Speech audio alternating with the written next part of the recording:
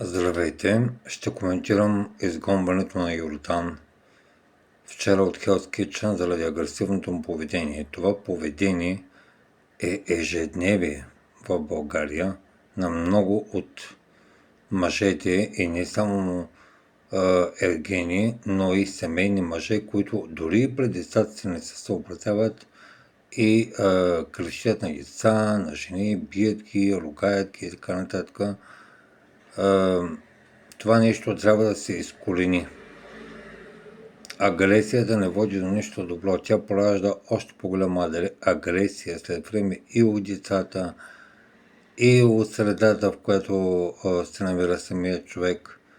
И психически тормоз и стрес, това унищожава човека до основи. Това ми е напълно познато, защото аз съм го преживял лично в моя живот.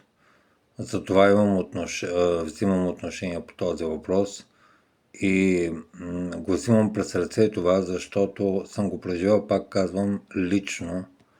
В личен план ми се е случило такова нещо и то дълги години наред търпях такова нещо. Не бъдете като Йордан.